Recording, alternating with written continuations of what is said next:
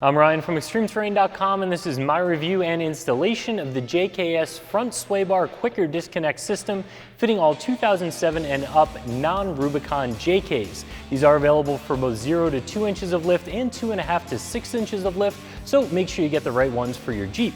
Today we're going to talk through the installation of these Swaybar disconnects, which is a very simple 1 out of 3 wrench install. You're going to be able to get these installed on your Jeep in under half an hour, but we'll talk more about the install in just a second. We're also going to talk through the construction and a few of the features of these quick disconnects. Whether you have a factory suspension on your JK or a lift kit, disconnecting your front sway bars will give you the maximum articulation and therefore maximum performance and traction out of your suspension. However, disconnecting your factory sway bars requires you to climb under the Jeep with a pair of wrenches, and that's where a set of quick disconnects come in.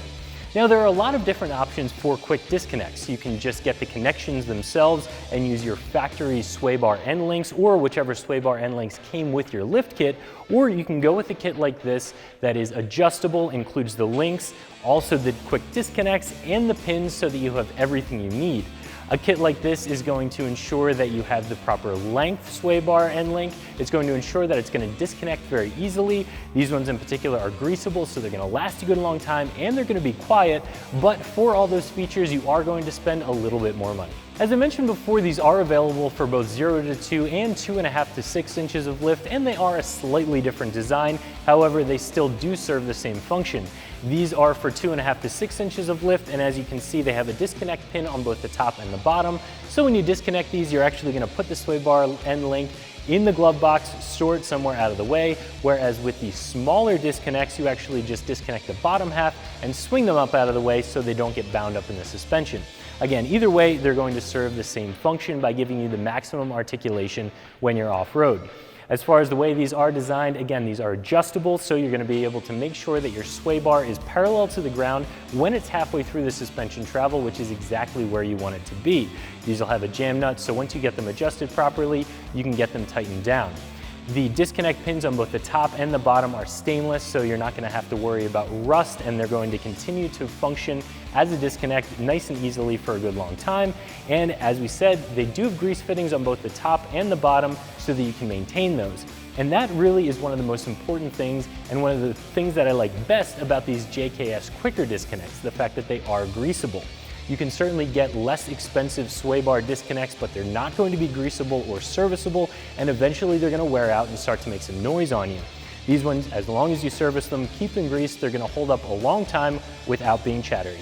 So as I mentioned, the install for these is going to be a very simple 1 out of 3 wrenches, and you're going to be able to get these bolted up to your Jeep in about an hour with just some traditional hand tools.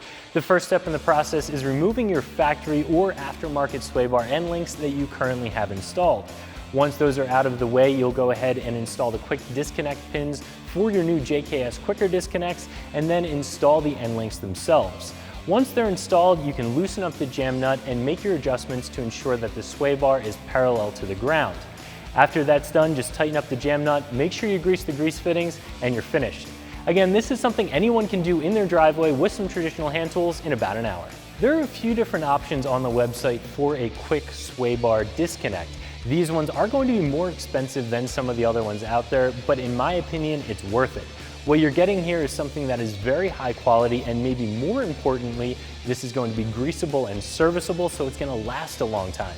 You can spend a little bit less money, but you're going to end up with something that's going to wear out, it's going to start making some noise, and you're going to replace it. This is a situation where you're going to want to buy once, cry once, get the right one now, spend a little bit more money, and it's going to pay off in the end.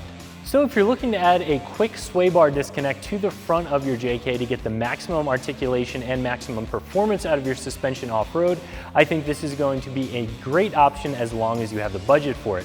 This is going to be a serviceable quick disconnect that's going to last you a good long time. So that's my review of the JKS front sway bar quicker disconnect system fitting all 2007 and up JKs that you can find right here at ExtremeTerrain.com.